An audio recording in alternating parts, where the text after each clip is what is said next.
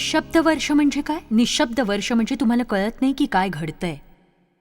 तुम्ही देवाचा शब्द ऐकत नाही, तुम्हाला काहीच दिसत नाही, कशाचीही जाणीव होत नाही, सैतान तुमची दिशाभूल करतो आणि तुम्ही टिकून राहण्याचा प्रयत्न करत असता. मला खात्री आहे इथे हजर असलेले बरेच लोक अशा प्रकारच्या निःशब्द वर्षांमध्ये आहेत. वचन 2, मग परमेश्वराने मला उत्तर दिले की हा दृष्टांत लिहून काढ, पाट्यांवर ठळकपणे लिही, म्हणजे कोणीही तो वाचून धावत सुटावे, म्हणजे घाईत पुढे जाणाऱ्या कोणालाही तो वाचता यावा. आणि तो म्हणतो, तुमच्या जीवनासाठी असलेला दृष्टांत तुम्ही जपायला हवा.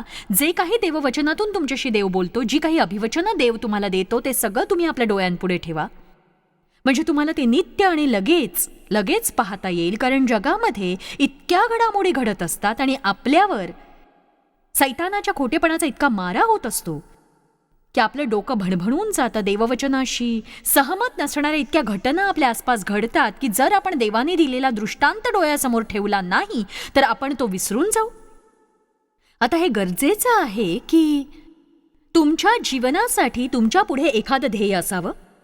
प्रत्येकालाच पूर्णवेळ सेवेसाठी पाचारण होत नसतं, पण प्रत्येकालाच एक उच्च पाचारण हे होतच असतं.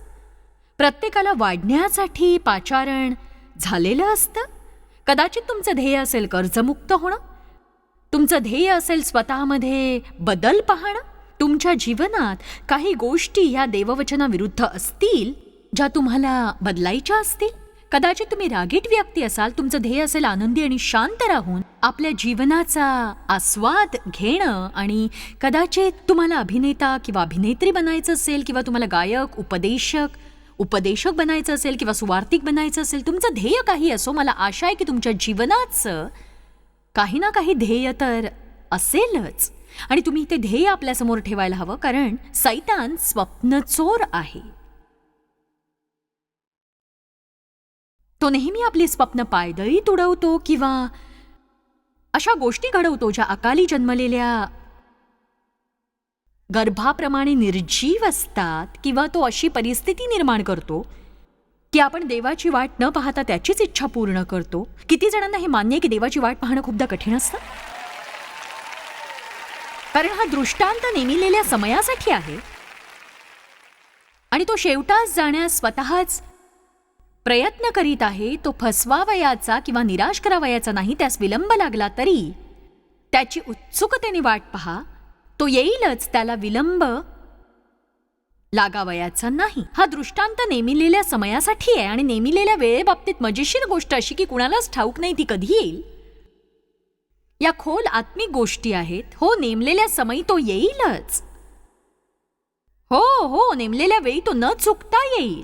आपण उत्साहित होतो या विचाराने की आपल्याला देवापासून वचन मिळालंय, पण खरं तर आपल्याला काहीच माहित नसतं की तो नक्की पुढे काय करणार आहे, केव्हा येणार आहे. त्याला वाटतं आपण स्वतःला त्याच्यावर सोपवावं. देवाने तुमच्या मुलाच्या किंवा जोडीदाराच्या जीवनात काम करावं अशी तुमची इच्छा असेल, तुम्हाला वाटत असेल की केव्हा प्रभू, केव्हा, मला कल्पना नाही, केव्हा होईल याची काळजी करू नका. फक्त वाट पाहत असताना आपलं वर्तन नीट ठेवा. हे तुमच्या लक्षात राहावं म्हणून पुन्हा सांगू का मी तुम्हाला? तुमची कोंडी केव्हा फुटेल याची चिंता करू नका, तर वाट पाहताना तुम्ही नीट वागाल याची काळजी नक्कीच घ्या. तुम्ही नक्कीच. देव जे काही करतो त्यामागे त्याचा काहीतरी हेतू असतो.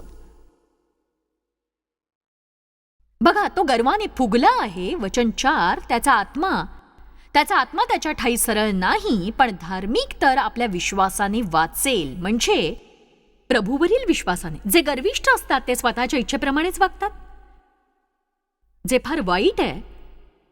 आपण बघतो की अब्राहम आणि सारेला देवाने वचन दिलं होतं की त्यांना पुत्र होईल, आणि हे अभिवचन पूर्ण व्हायला त्यांना अपेक्षेपेक्षा जास्त वेळ लागत होता, आणि म्हणून त्यांनी स्वतःच प्रयत्न केला आणि त्यांच्या पदरी पडला इश्माएल, जो त्यांच्या शरीराच्या कर्मांचा पुत्र होता. स्वकर्मांनी देवाबरोबर जर नातं निर्माण केलं तर काय होतं याचं एक ज्वलंत उदाहरण आहे. आणि शेवटी इसहाक आला, जो खरा वचनदत्त पुत्र होता. इश्माएल या नावाचा अर्थ युद्ध आणि इसहाक या नावाचा अर्थ आहे हास्य. तुम्ही आनंद किंवा हास्याने आपल्या जीवनाचा आस्वाद घ्या किंवा आयुष्यभर युद्ध करत राहा, हे त्यावर अवलंबून आहे की तुम्हाला आपल्या जीवनाची सूत्र आपल्या हाती घेऊन स्वतःच्या इच्छेने जगायचंय, की आपल्या जीवनाची सगळी सूत्र देवाच्या हाती सोपवून फक्त देवाच्या इच्छेप्रमाणेच जगायचंय.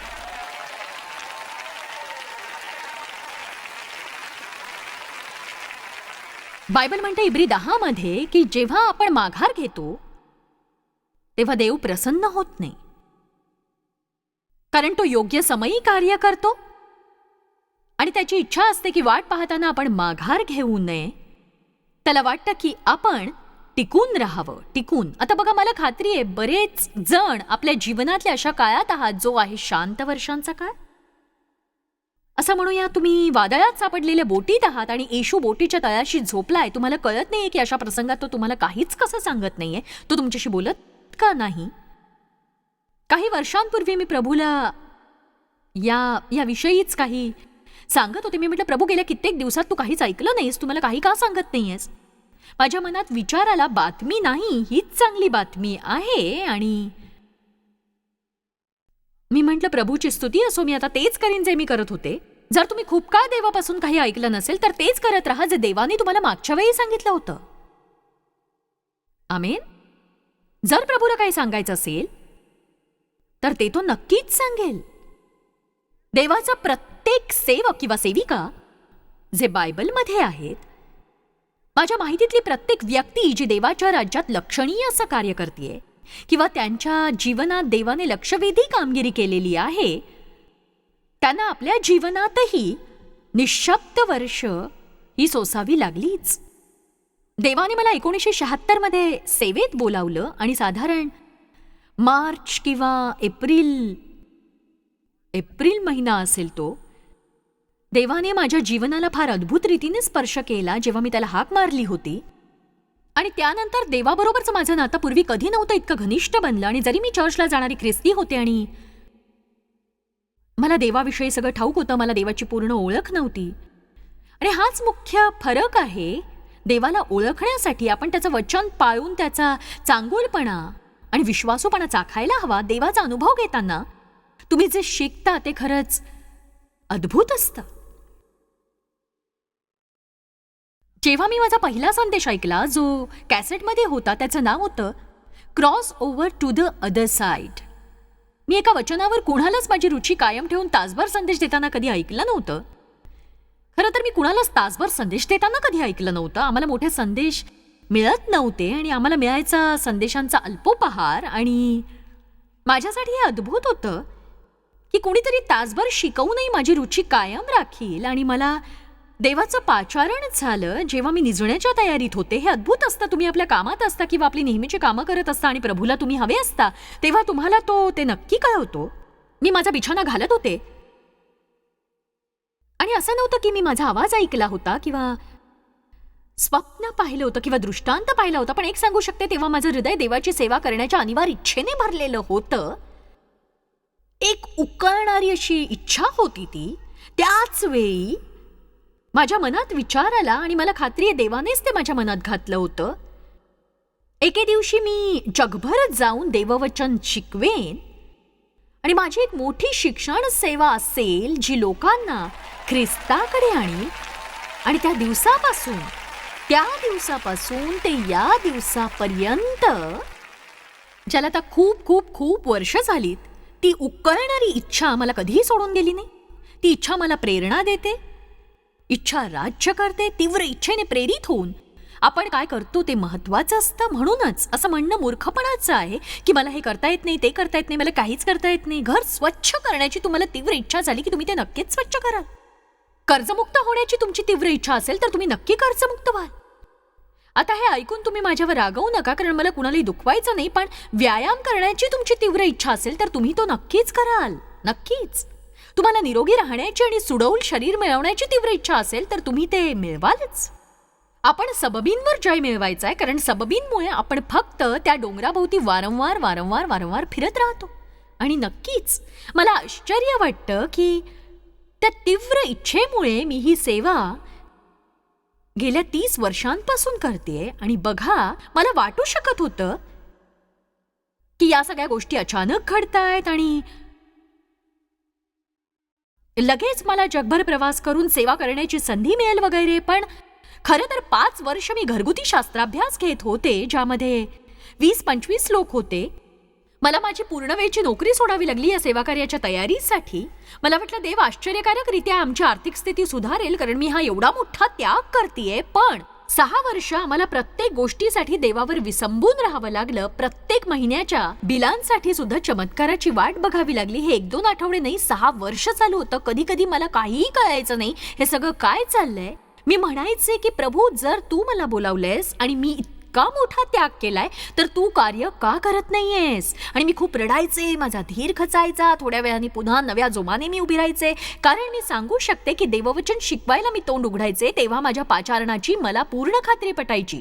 जेव्हा तुम्हाला पाचारण असतं तेव्हा सगळं सोपं होतं. उपदेश करण्यासाठी मी प्रशिक्षण घेतलं नाही, संदेश बनण्याचं मी प्रशिक्षण घेतलेलं नाही, किंवा कुणाचंही मार्गदर्शन मला कधी मिळालेलं नाही. कुठलं विशेष प्रशिक्षण असं मी यासाठी कधीही घेतलं नाही. हे देवापासूनच आहे. आणि एक सांगू, मी तोंड उघडते तेव्हा देवाचं कृपादान माझ्याद्वारे कार्य करतं, आणि हे पाहून इतरांप्रमाणेच मीही थक्क होते. अहो,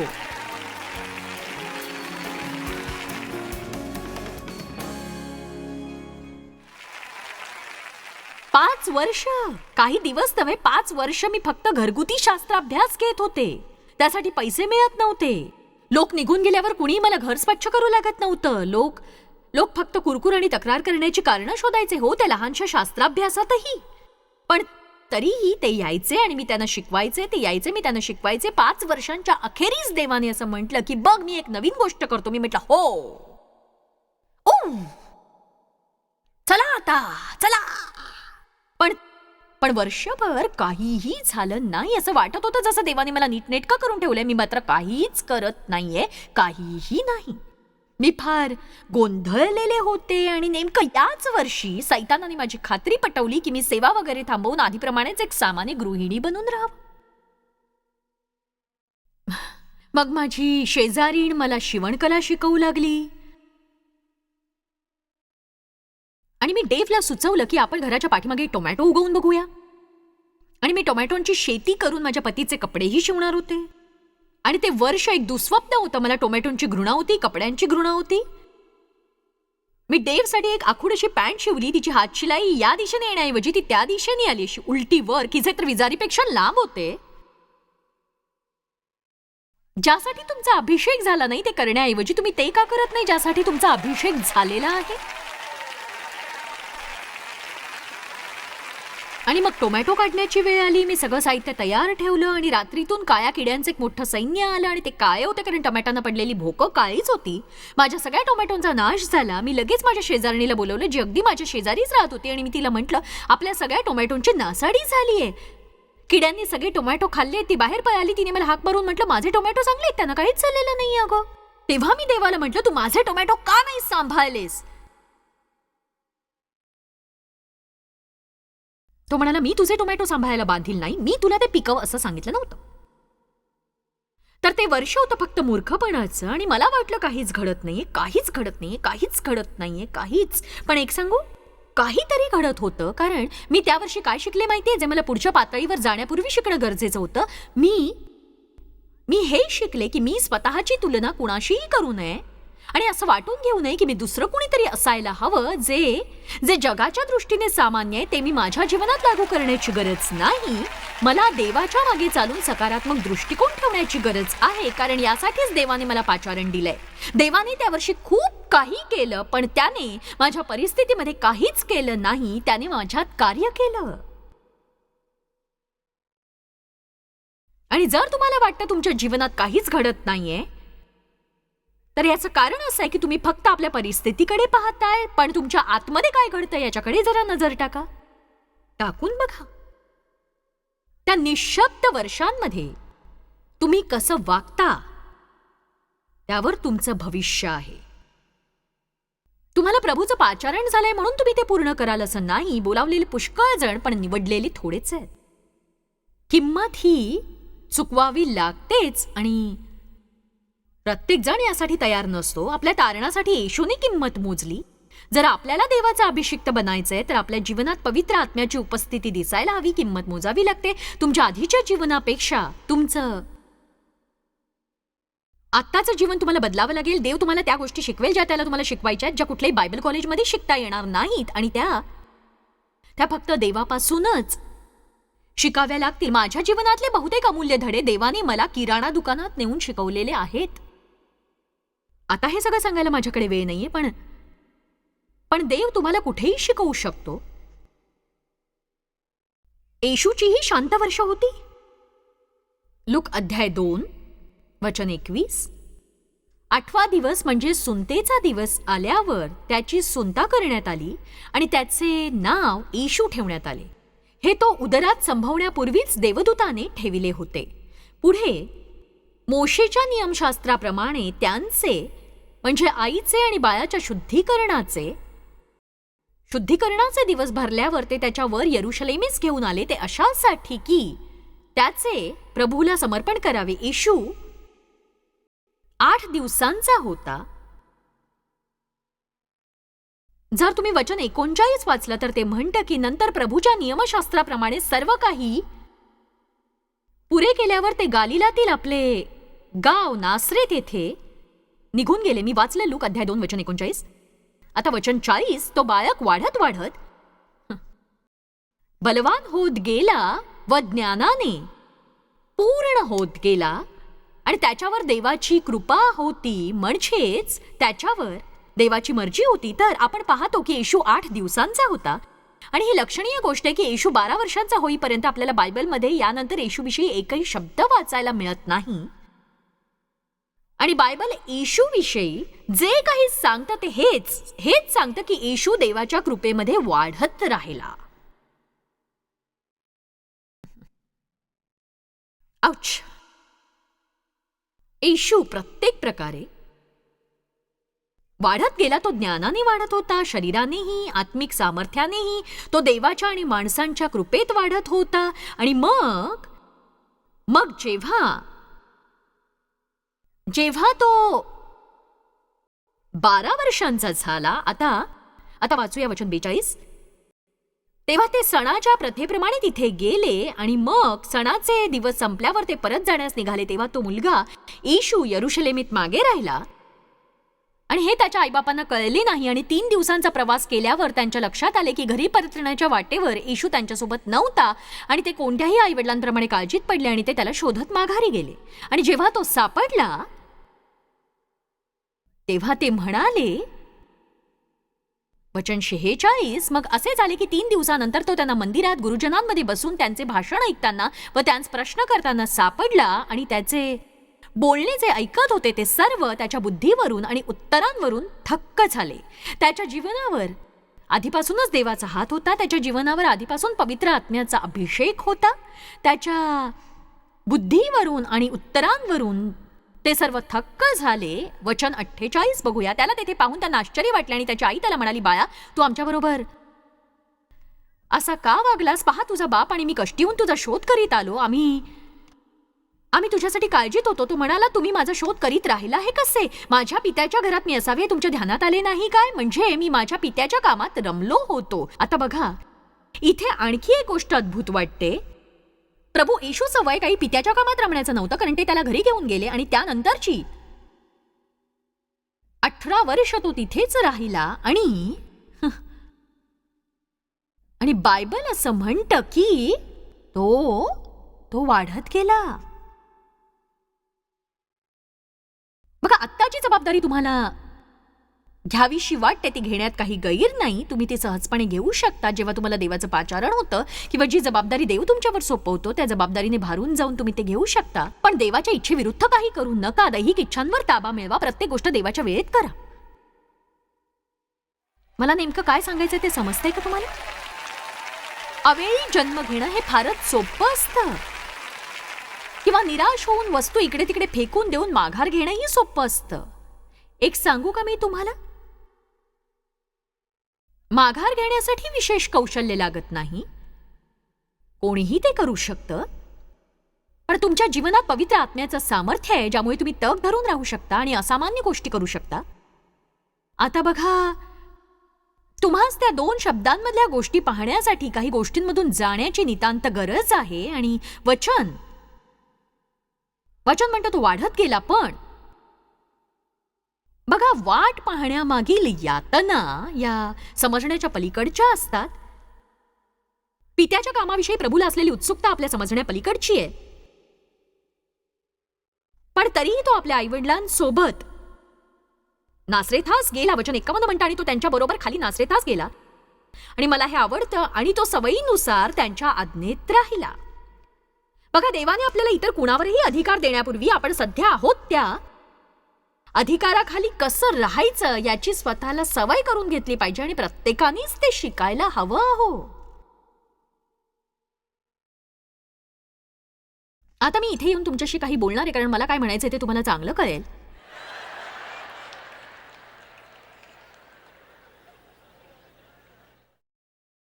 आज जगभर बंड करण्याची भयानक समस्या उभी राहतीये. म्हणजे असं की कुणाला एखाद्याने काहीच सांगितलेलं आवडत नाही, कुणालाही नाही. प्रत्येकाला स्वतःच्या गोष्टी करायच्या असतात, स्वतःचे उद्योग करायचे असतात, स्वतःचे जीवन जगायचं असतं, स्वतःच्या वेळेत आपली कामं करावीशी वाटतात, स्वतःच्या इच्छेने जगायचं. मार्गदर्शन नको कुणाचं, नियम नको, बंधनं नकोत. काय करायचं ते मला सांगू नका. आणि मग अर्धाधिक वेळ आपल्या गोष्टींना आत्मिक रंग देण्यात ते घालवतात. बघा, ज्याला पुत्र स्वतंत्र करतो तो खरोखर स्वतंत्र आहे. स्वतंत्र. मी पवित्र आत्म्याने चालवला जातो. नाही, जर तुम्ही खरोखर पवित्र आत्म्याने चालवले जाता तर तुम्हाला अधिकाराखाली कसं राहायचं हे समजेल. आपण इतकं वाढायला हवं की आपल्यावरचे अधिकारी आपल्याला जे काही सांगतात ते करता आलं पाहिजे. आणि आपल्याला ते आवडत नसलं तरीही, इथे मी पाप करण्याच्या गोष्टींविषयी बोलत नाहीये, पण जरी तुम्ही त्यांच्याशी सहमत नसाल, तुम्ही आपल्या मुखावर स्मित हास्य ठेवून चांगल्या वृत्तीने ते करायला हवं की थोडं थांबा, माझं झालेलं नाही, आणि आपण त्यांच्या पाठीमागे काहीही बोलता कामा नये.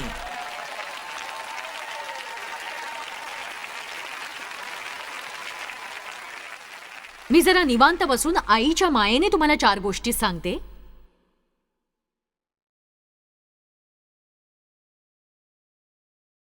बघा, जी दुसरी गोष्ट देवाने केली ती माझ्या सेवेच्या पुढच्या पातळीवरची होती. जेव्हा मी माझ्या चर्चमध्ये काम करत होते, ते एक नवीन चर्च होतं. मी 36 वर्षांची होते. त्या चर्चमध्ये पालक म्हणून नियुक्ती केलेली अशी व्यक्ती 26 वर्षांची होती. जेव्हा तुम्ही 26-36 वर्षांची असता तेव्हा तुम्हाला बरंच शिकायचं असतं. तुम्हाला वाटतं तुम्हाला सगळं कळतं, पण तुम्हाला काही एक कळत नसतं. आणि माझं वाचाळ तोंड होतं. आम्ही दोघेही एकाच चर्चमध्ये होतो, आणि तो पालकही माझ्यासारख्याच व्यक्तिमत्वाचा होता. आणि तुम्हाला इतकं सांगणं पुरेसं आहे की अनेक वर्ष आमच्यात खूप भांडणं व्हायची, झगडे व्हायचे, वाद. पण त्याने आणि त्याच्या पत्नीने मला आशीर्वाद दिला, आणि स्त्रियांचा एक बायबल अभ्यास सुरू करून दिला, आणि तो वाढत जाऊन दर आठवड्यात 400 स्त्रिया येऊ लागल्या. पुढे रेडिओवरच्या एका स्टेशनवर आमचा कार्यक्रम सुरू झाला, आणि पुढे 5 वर्षानंतर देवाने मला पूर्व, पश्चिम, उत्तर, दक्षिण जायला सांगितलं. तिथून पुढे बाकीचा इतिहास सुरू झाला. आणि बघा, एका रेडिओ स्टेशनचं रूपांतर 8 आणखी स्टेशनमध्ये झालं, आणि शेवटी 150 झाले, आणि आम्ही साप्ताहिक टीव्हीवर आलो, मग दैनंदिन टीव्हीवर आलो, आणि असं हे वाढत गेलं. आणि आता आम्ही 35 वर्षानंतर इथे आहे. पण इतक्या कालावधीनंतर इथे यायला मला कशातून जावं लागलं हे सांगायला माझ्याकडे काहीही शब्द नाहीयेत. नुसतं असं बसून म्हणणं सोपं. जॉयस सारखं माझं सेवाकार्य असतं तर किती बरं झालं असतं. असं बोलून काही होणार नाही. त्या स्त्रीसारखी मी सडपातळ असते तर किती बरं झालं असतं. नुसतं बोलून तुम्ही सडपातळ होणार नाही आहात. मला खरोखर असं वाटतं की मी 71 वर्षांची असेन तेव्हा डेव सारखंच मी दिसायला हवं. सदिच्छांमुळे त्याला हे मिळालेलं नाही. गेल्या 50 वर्षापासून तो मेहनत घेतोय, तो प्रमाणात जेवतो, तो आनंदी असतो, तो चिंता करत नाही, तो इतरांना मदत करतो. जितकं अधिक तुम्ही देवाच्या आज्ञेप्रमाणे वागता तितकं अधिक तुम्ही देवाच्या दृष्टीने सुंदर होता.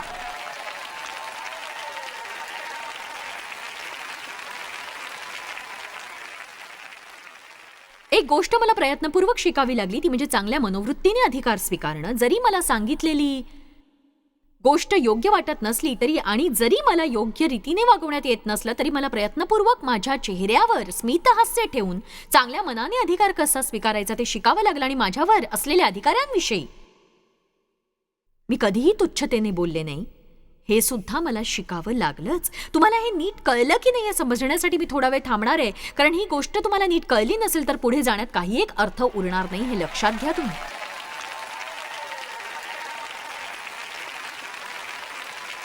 किती जण अशा अधिकाऱ्यांखाली काम करताय ज्यांच्याशी तुमचं पटत नाही किंवा तुम्हाला काम करणं खरंच कठीण जात आहे, सांगा मला.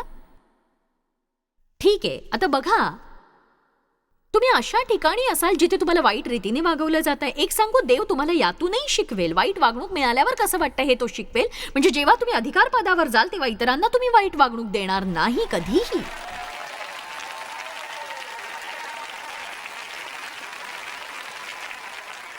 आश्चर्य वाटण्याजोगी गोष्ट मी तुम्हाला कधी सांगितली आहे का? देवाला ठाऊक आहे की कसं शिकवायचं ते. मी तुम्हाला उत्तेजन देऊ इच्छिते की तुमची भविष्यासाठी असलेली स्वप्न आणि आशा कधीही सोडू नका. जरी तुम्हाला आपल्या अपेक्षेपेक्षा अधिक काळ थांबावं लागलं तरीही तुम्ही विश्वास ठेवा की देव कार्य करतोय आणि त्याला योग्य वेळ नक्कीच ठाऊक आहे.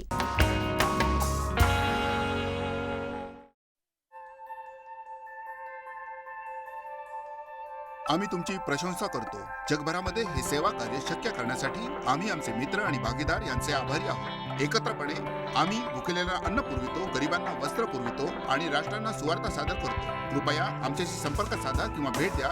tmmindia.org वर आजच तुमच्या प्रार्थना विनंत्या सादर करा. आमच्या इतर साधनांची माहिती मिळवा. जॉयच्या सभेचे वेळापत्रक पहा आणि आमच्या बरोबर सहभागी व्हा. आम्ही येशूची प्रीती जगभरात वाटतो. दाखवण्यात आलेला कार्यक्रम जॉयस बार मिनिस्ट्रीचे मित्र व भागीदार यांच्याद्वारे केला आहे.